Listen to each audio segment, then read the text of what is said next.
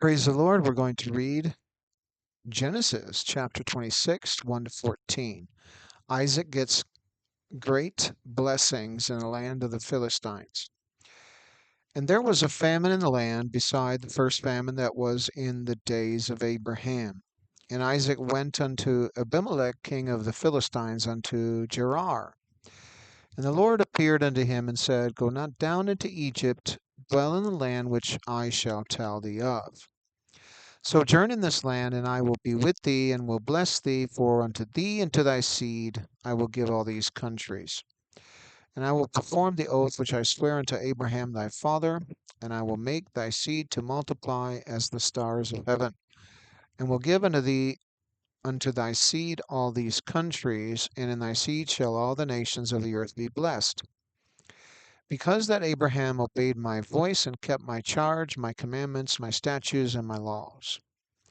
And Isaac dwelt in Gerar, and the men of the place asked him of his wife, and he said, She is my sister. For he feared to say, She is my wife, lest, said he, the men of the place should kill me for Rebekah, because she was fair to look upon. And it came to pass, when he had been there a long time, that Abimelech, king of the Philistines, looked out at a window and saw, and behold, Isaac was sporting with Rebekah his wife. And Abimelech called Isaac and said, Behold, of a surety that she is thy wife. And how saidst thou, She is my sister? And Isaac said unto him, Because I said, Lest I die for her. And Abimelech said, What is this that thou hast done unto us? One of the people might lightly have lain with thy wife, and thou shouldest have brought guiltiness upon us. And Abimelech charged all his people, saying, He that toucheth this man's wife shall surely be put to death. Then Isaac sowed in that land, and received in the same year 100-fold. And the Lord blessed him, and the man waxed great, and went forward, and grew, until he became very great, where he had possession of flocks, and possession of herds, and great store of servants. And the Philistines envied him. Again, reading verse number 1. And there was a famine in the land beside the first famine that was in the days of Abraham. One question a person might ask is why there was a famine in the land of where Isaac was sojourning, and in the land where he had gone to, the land where the Philistines were, that there was no famine. Did God want him to go to that particular area? And why would it be that the famine was there? Was it a punishment on Isaac, or something that he had done, or something that Abraham had done, or was it not? It does not say specifically, of course, why the famine was there. Maybe the Lord was just testing him whether or not he would go out of the land of promise. We know that Abraham had gone out of the land of Canaan and went into Egypt when there was a famine. But God had told Isaac not to go out of the land. This seems to portray that Abraham had a famine that he had to deal with too. Isaac has to deal with that famine the same way, except for the fact that Isaac did not go out. God did not say to Abraham not to go out, but he told Isaac not to go out of the land of Canaan. Both father and son dealt with the famine in basically the same way, going to a place where they could get out of the famine or be in an area where they could survive. Furthermore, in responding to questions about their wives, they answered in basically the same way, that they were both brother and sister. Abraham had explained that he and Sarah had had the same father, but they had different mothers. With Isaac and Rebekah, though, things were a little bit different. They were at best cousins instead of brother and sister in our modern day terminology. However, since it was back in those days, they would probably call them brother and sister anyway. But for today, we would call them cousins. And Isaac went unto Abimelech, king of the Philistines, unto Gerar. Here Isaac decided to journey to Abimelech, who was the king of the Philistines, unto a place called Gerar. It seems that Gerar was actually still in the modern day country of Israel, though in the south of the country. Thus it seems that he did not journey outside of the promised land as Abraham had when he went to Egypt. That means that Abraham did journey outside of the land of Canaan for a time, but Isaac must not have. For even Gerar was within the place where God had promised to the descendants of Abraham. Yet, for another question might be, why did Isaac seek help from the Philistines? Or did he just go there because there it was more fertile? In actuality, it was still the promised land where God had told him that his descendants would be receiving it as an inheritance. But the question still remains, why is it where Isaac was not being fertile at the time in a famine area, and then he had to go to where the Philistines were? So that's a kind of question. Could have been just a test from the Lord. In verse number 2, it says, And the Lord appeared unto him and said, Go not down into Egypt, dwell in the land which I shall tell thee of. Though the promised land was a certain area with length and width, the question is, and that could be both for Abraham and Isaac, was it for them okay to journey into another land? Or did they have a conviction that they should stay in the promised land? It seems that they had stayed there when it was convenient for them to do so. And that is, no problems with the famine that had occurred. However, the fact remained that they did have, both of them, intent to leave with the issues of famine at hand so that they could get food. When everything got better, then they decided to return. However, with Isaac, we know he did not go out of the land of promise, but Abraham did. Abraham was not told by God. Isaac was. So there was a difference in that. So Abraham did not seem to have God tell him not to go to Egypt. Instead, it was just with Isaac that he had told him to stay in the land. He did not give permission for Isaac to go into Egypt. The question might have been, why not? Had he said the same thing to that Pharaoh that he and Rebekah were sister and brother, he may have discerned that it was not true. He may have really suffered for that saying, because the Pharaoh may have remembered that Isaac had said that to him too.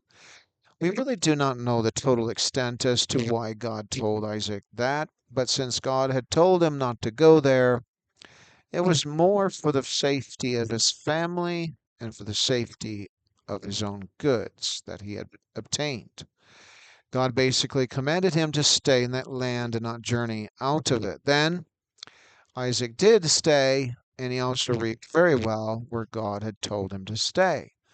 It seems then that in Gerar, that is where Isaac had been able to get out of the famine. And so he did listen to God. Abraham did not have the problem that he couldn't go out of the land of Canaan.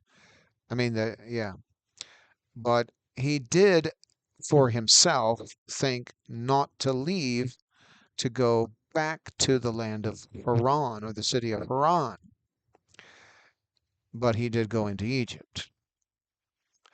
In verse number 3, it says, Sojourn in this land, and I will be with thee, and will bless thee, for unto thee and unto thy seed I will give all these countries, and I will perform the oath which I swear unto Abraham thy father.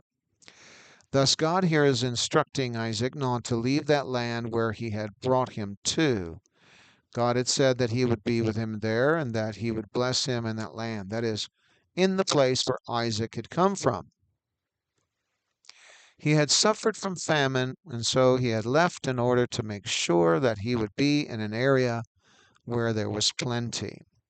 God said that that was the land where he should have stayed. Therefore, there he could get plenty of blessing. Furthermore, his seed would become blessed, and God had stated that he would give unto Isaac all those countries. And through that, God would perform that oath or that promise to him, which also was provided to his father, Abraham. Therefore, God was not sending Isaac outside of the promised land. Instead, he just had moved Isaac around inside of the promised land, and that is where he had stayed, and he had received the blessing from the Lord. In verse number 4 it says, "And I will make thy seed to multiply this as the stars of heaven, and will give unto thy seed all these countries, and in thy seed shall all the nations of the earth be blessed." There is something special about obedience to the commands of God. He works it out that our seed will become blessed and numerable. As Abraham had been promised that his seed would be so numerable as the sand of the sea and as the stars of the sky, so it would be with those, we could say, that worship Jesus and adhere to his precepts. In this, God was talking to Isaac, and God announced that all of those countries would be given unto his seed. Of course, he did not go and expound those things to the other countries in which he lived, that God had given him that land. Instead, he had kept it as a promise and as a secret from the other countries' people. The word of the Lord was shown unto Moses, and God had Moses write it down in order for the people of Israel to know the blessings that would come upon them. Thus, there would come a multiplication, a giving of things from the Lord, and that was those countries that Isaac had seen and had dealt with there in the promised land. Through his descendants would come the blessing of the rest of the world. Thus today, where do these blessings come from? One can imagine where the blessings come from, and they come from God himself. But it goes through the seed of those who have come into covenant with him. In verse number 5 it says, "Because that Abraham obeyed the voice of God, obeyed my voice, and kept my charge, my commandments, my statutes, and my laws." This is something that God had mentioned that Abraham had done, which was beneficial for his children and all of his descendants.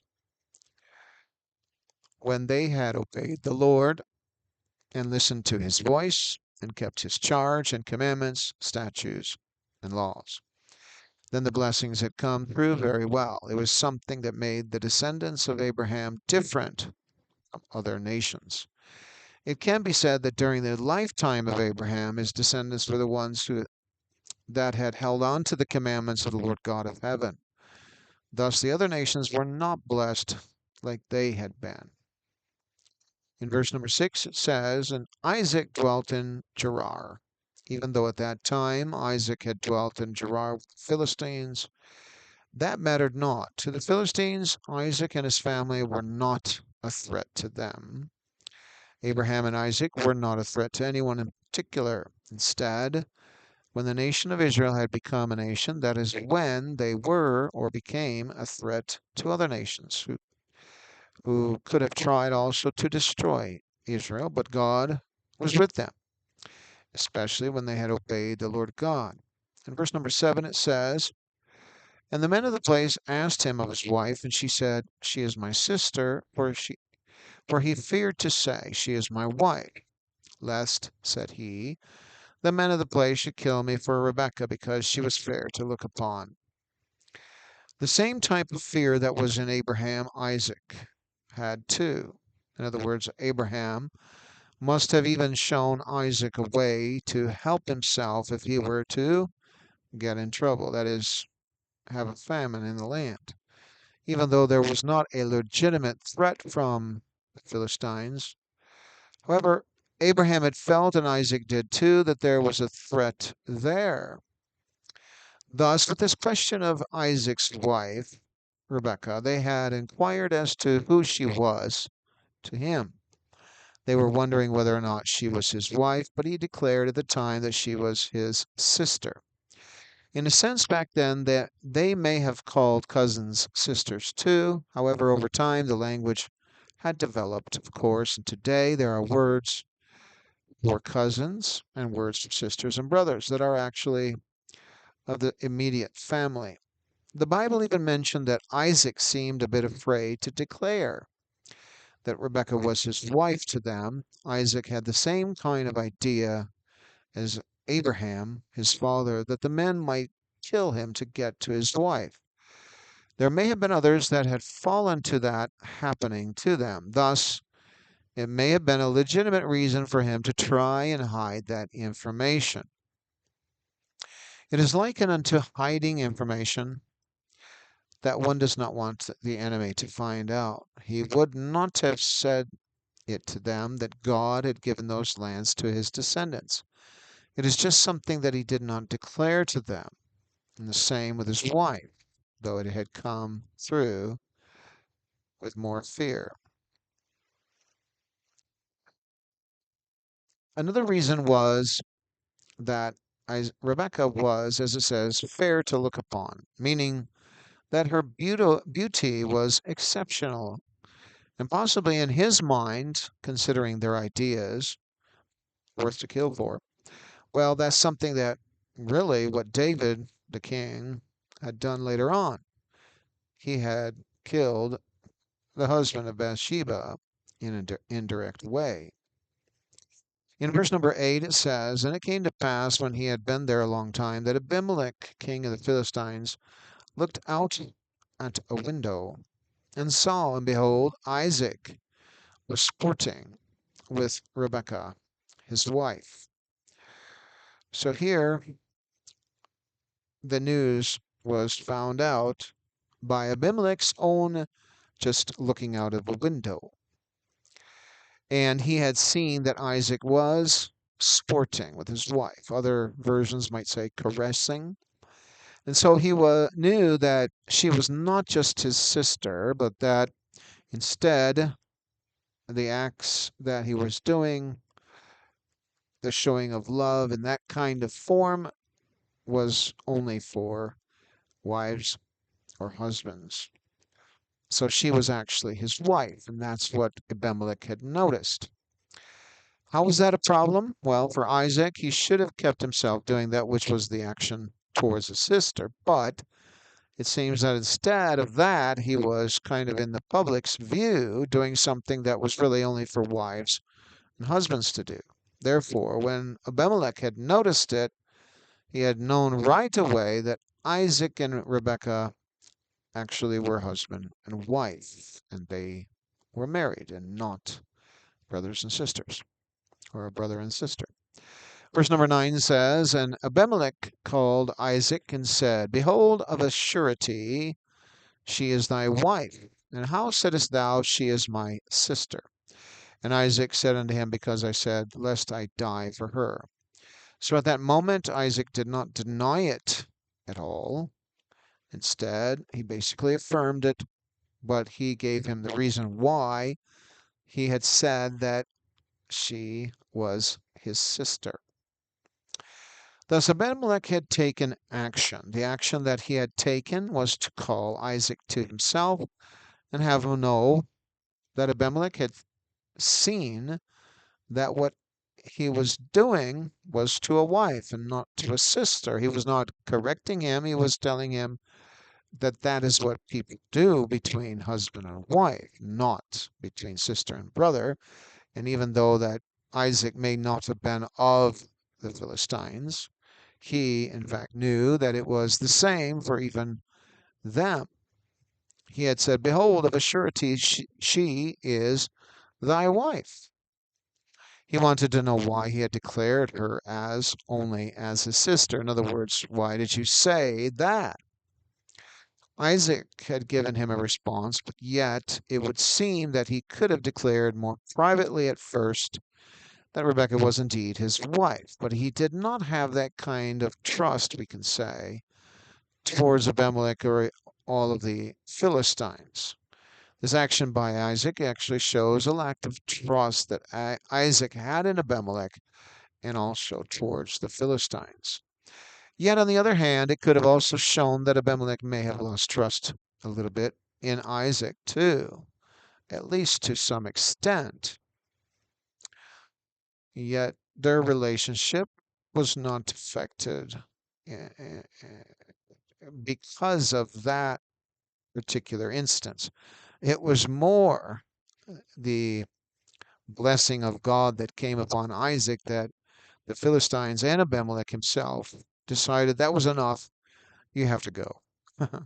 So it wasn't the fact that he had told him that she was his sister, that that Rebecca was his sister, but it was the fact that God had blessed him so much when the Philistines were not getting the blessings like he himself and his family had.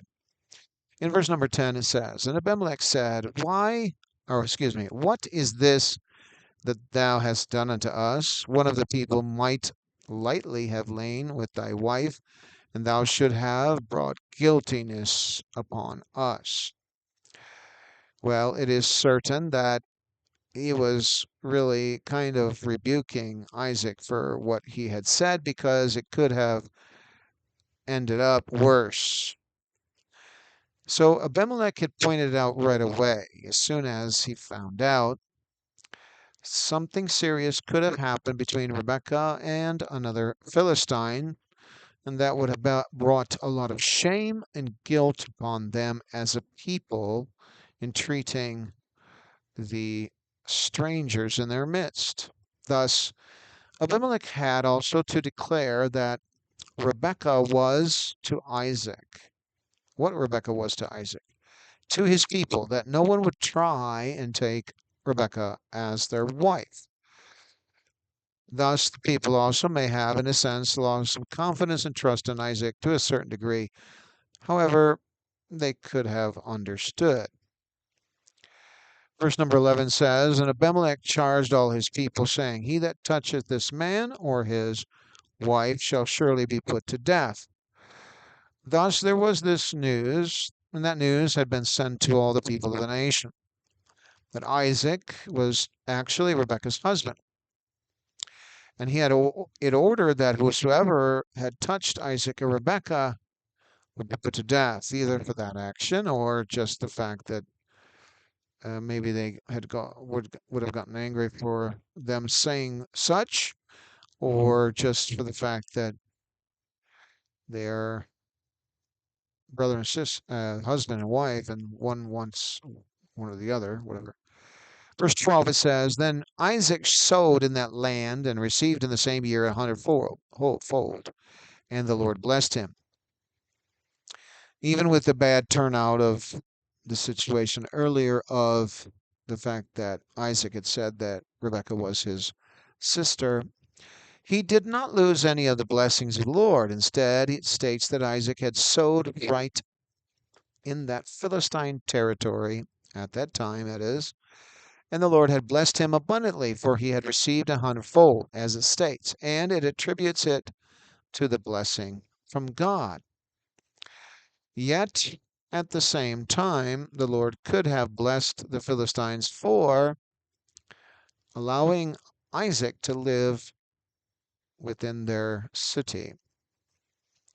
And the fact that Abimelech had treated Isaac well, had made that commandment to his people concerning himself and his wife, and the fact that they only treated Isaac good with offering him a place in their society. Therefore, it would follow that God also must have blessed the Philistines, though, of course, not as much as Isaac had received. At least they weren't in the famine, and they were getting the blessings of harvest.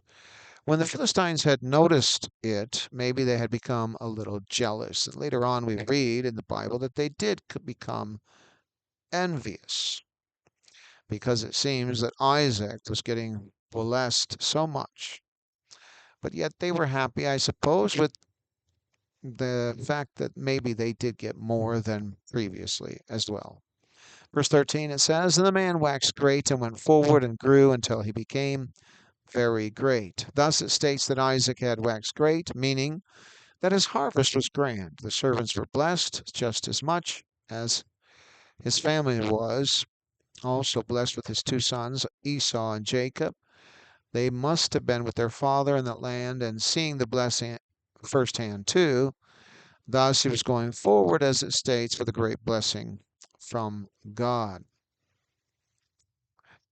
And then verse number 14 says, for he had possession of flocks and possession of herds and great store of servants, and the Philistines envied him. So there at the last, it declares how the Philistines had felt about the blessings. Here it states what he had gained. Not only a big harvest, but due to that harvest, everyone and all animals had plenty to eat. The more they had ate, possibly the more baby animals came along too, it would seem. Thus the herds grew abundantly. Also, the store of the servants had become greater. There was more need for servants to expand. Maybe they also had more babies, or they hired more servants. The Bible explains here a little bit of the feelings of the Philistines. They had envy towards Isaac. It was not like they were not observing Isaac's prosperity, but they were. They had noticed that the blessing of Isaac was so much greater than theirs. Therefore, they had begun feeling that envy rise up in them. But even though that envy was there, it was not to the point that they harmed Isaac in any way. Even though that they had felt that way, they did not harm him, nor did they harm his family, or anything else for that matter. May God bless you today, in Jesus' name.